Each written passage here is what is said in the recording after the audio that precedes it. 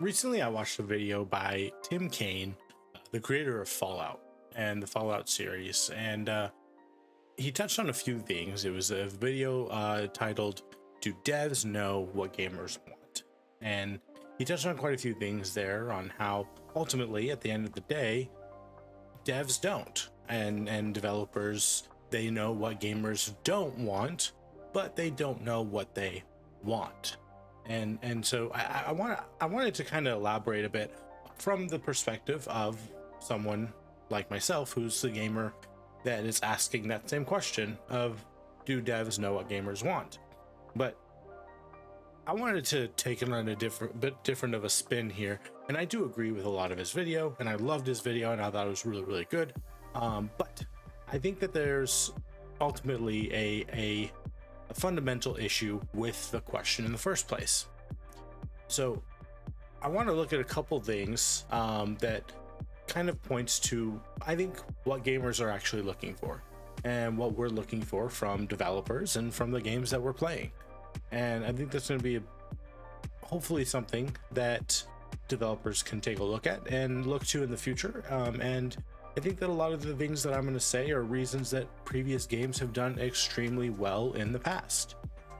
So first thing is I think that gamers want less of life in their games.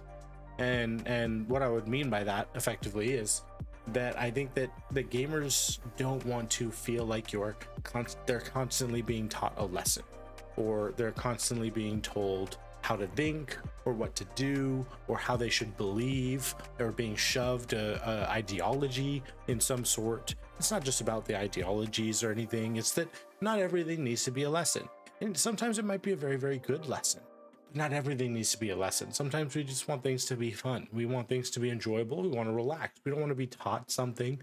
We don't want to have to, worry about political things in the games, or socially contentious things within the game, or anything like that. We just want to relax and have a good time. A lot of people use video games as a way to escape, a way to just relax and enjoy something that's not their normal everyday life.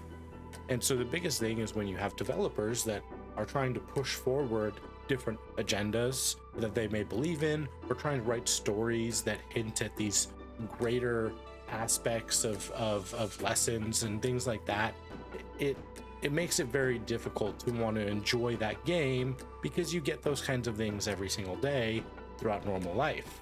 It's kind of like going to work again. I don't want to go get on a video game and feel like I'm being yelled at by my boss. It's not very fun.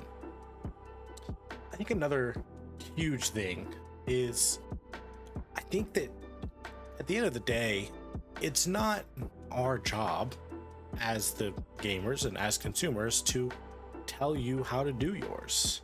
A big thing that Tim touched on in his video was that we don't share about characters. We don't share about what kind of characters we want. And the reality is we shouldn't have to. And I know that's kind of a different way to look at it, and so a lot of people may agree with me, but I think some do agree, is that I'm the consumer. I shouldn't have to tell you what it is I want to look for.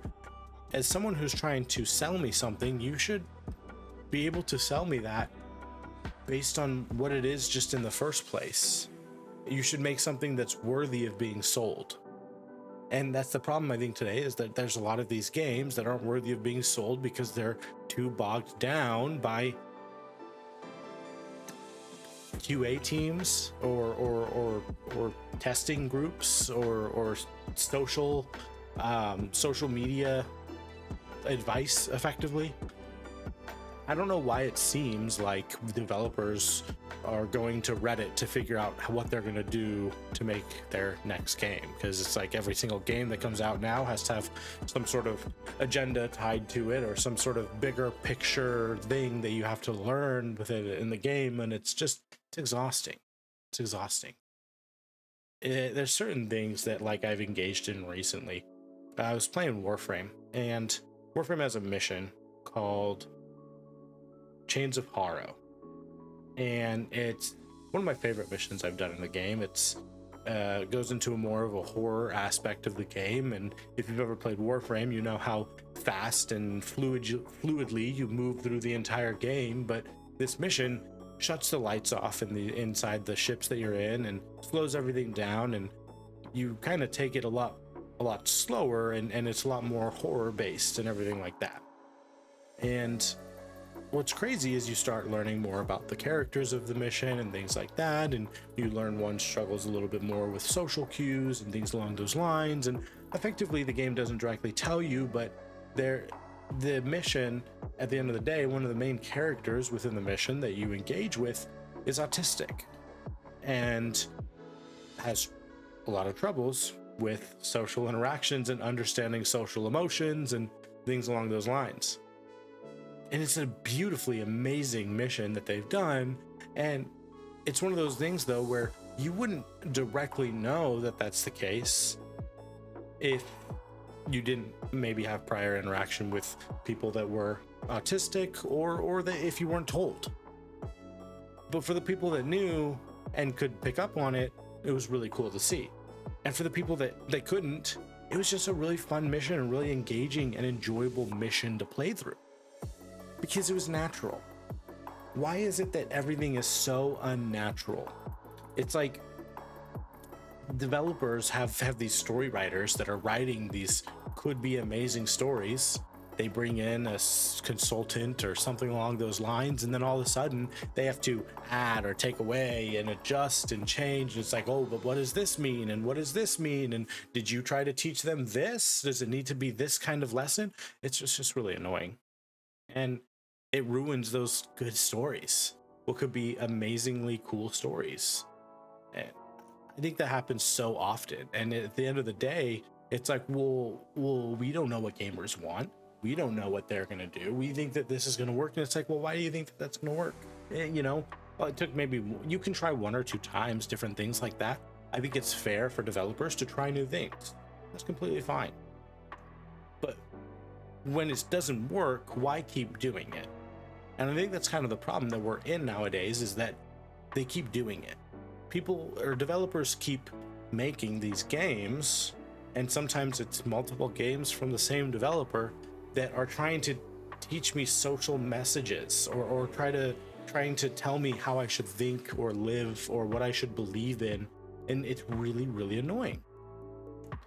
And so it's like, well, why should I have to come in here? At the end of the day, the reality is while it can be very good for people to give feedback on things and letting you know what was good and what was bad, at the end of the day, we used to live at a time where games just came out.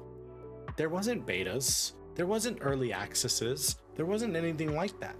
You didn't know if the game was going to be good until you bought it, and then you had to kind of live with it. But what's kind of crazy about that time is that I would say the majority of the games that I got were good. You could trust the companies and the developers that were putting out these games. You could trust the studios that were putting out these games because you knew that they were going to be good. You knew their previous work. You knew that the next thing was going to be good. When did that stop, though? I think it stopped recently with all the additions of obviously social agendas and things along those lines. But when was it that we had gamers stop making games for gamers? And that's a huge thing. Us as the consumer, we want to play a game that the person who made it loves and enjoys and wants to play themselves. I look at grinding gear games, for example, Path of Exile 2, and Jonathan Rodgers recently did an interview where he did I believe he talked to LD from Legendary Drops. He talked to him, and he was talking about how effectively they wanted to just make a game that they loved. They had an idea for a game that they wanted to play, and so they made it happen. And it made Path of Exile. And that was a truly amazing game. Then now we have Path of Exile 2. And I didn't even play Path of Exile 1. I just know it was good because I've seen it played just from seeing it alone. But Path of Exile 2 is a step up from that. That is an amazing game because it's made by people who want to play their game. they're making it not for somebody else. Their desire is not to say, oh man, we want to go sell this game to these people, to everyone. They're saying, no, we want to make a game that we love and we enjoy and we want to play, so that when we go home we can play it. And if other people buy it, cool. If other people don't, whatever. It's not for everyone. Not everyone's going to play that kind of game. And I think that's the biggest thing, is when you have a mentality of, well, we don't know what gamers want, it should be, then you're kind of stuck in that, like, well, why are you relying on gamers to tell you what they want? Why aren't you just making something that you like? If you like how a character is and you like their personality, then good, put it in the game. There's going to be people that relate to you. They're going to like it too. If you don't like something, then don't put it in the game. It's odd to me that developers recently feel like they've lost their own opinions, which is kind of weird because we're filled with media and games media that has nothing but opinions, and I think in most of the times wrong ones, but that's okay. Developers, though, everything about them is having to satisfy their investors, and it's almost like they forgot about what they feel. Why is it that no games have feeling anymore? There's nothing behind it. You can't tell that the person who made it loved it, which is a really weird thing to say. And if you asked me how I know, I probably couldn't point you to anything specific. But I'll tell you what, is if you go back and you play, I don't know, Witcher 3, then you come and you play Dragon Age, or you play the most recent Star Wars game that came out. I can't even remember the name. That's how much I cared. Those games, you can tell there was a difference in the love that people had for it, the appreciation that people had for the universes that they were building, the appreciation and love for the characters that were involved there, and then the gameplay and the mechanics themselves. And don't get me wrong, there's a lot of, especially older games, that have gameplay and mechanics in the game that don't feel great because they're older, and compared to now, they don't feel as good. But mechanics of a game don't make the game, ultimately. Why is it that we have so many games that, sure, it might feel good to do something cool in the game, but when you don't care about the characters, you don't care about the world, you don't care about anything like that, then nobody's going to want to play the game anyway. And maybe the combat is fun. I don't know. I recently Dragon Age Veilguard came out, and it's doing terribly, of course. Rightfully so, I think. But the combat didn't, to me, it looked kind of rough, but it didn't look terrible. It didn't look like it was the worst thing about the game at all. It looked like it was fine, and I didn't play it, so I'm only speaking from a perspective of watching it be played, and it didn't look terrible. It didn't look particularly great. The game didn't die because the combat was okay. Marvel Rivals isn't purely successful just because it feels good to play. Marvel Rivals is successful for a multitude of reasons because the developers actually care and love and appreciate this world that they're creating a game for. And so what do you get? You get character designs that are some of the best character designs I've seen for Marvel characters in general.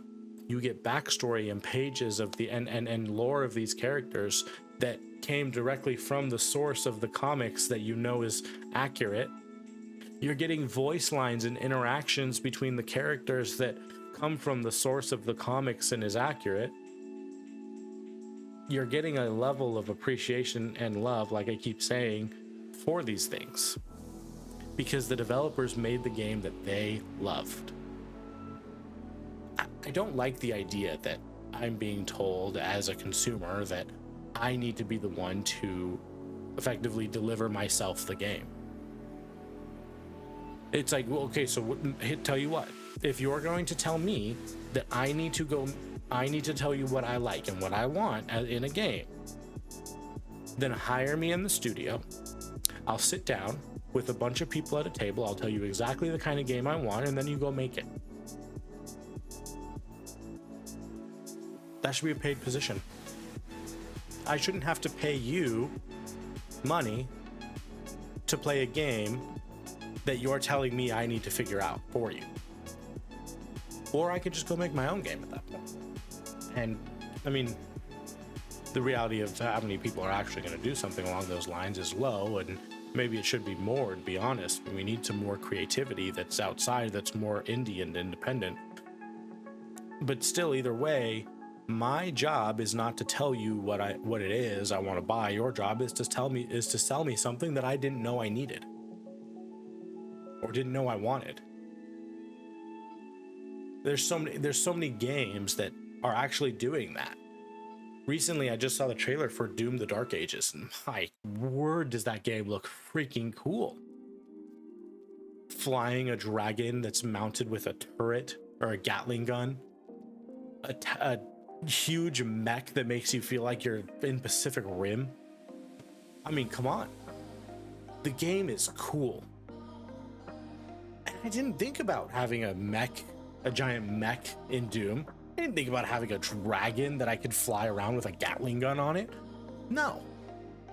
The developers showed me something I didn't know I needed. And I said, that's worth my money. And I'm going to buy it. I'm going to get it. I'm going to play it. What happened to that, though? Really, it like I keep saying, and I just with one last time, it's not my job to tell you how to do your job. What gamers want is they want to be delivered an experience that not only they're going to love, but an experience that these developers loved. And so often, more than not, we're delivered an experience that no one actually loved while they were creating or making it. They just were looking for the profit that came afterwards. And we're getting wise to it. We're starting to realize that. And so we're not buying. We're not buying the games. It's one of the times where I think gamers have done a decent job actually at standing up for what they think, which is not buying games. Games are failing. They're not being played. Suicide Squad is failing. Dragon Age is failing. Overwatch 2 is failing. Recently has a thing coming out, which I hope is going to be good.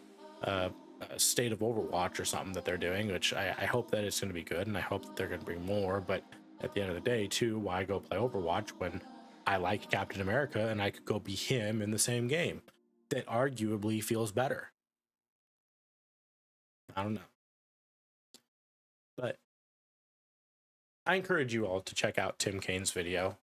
I'll have a link for it in the description, of course. It really was a good video, and I don't mean to fully disagree or say anything that he said was wrong or bad, because I think everything he said and the majority of what he said was really good. And I thought it was a great video.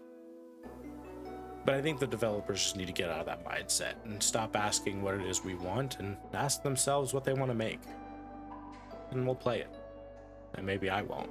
I don't play Stardew Valley. But somebody does. And a lot of people do. Remember, if you liked the video, hit the like button. Subscribe if you want to see more. And follow me on Twitch. I'll be streaming there every night, every other night. Pretty consistently, at least. So, all the links in the description, of course. Peace. Do big things.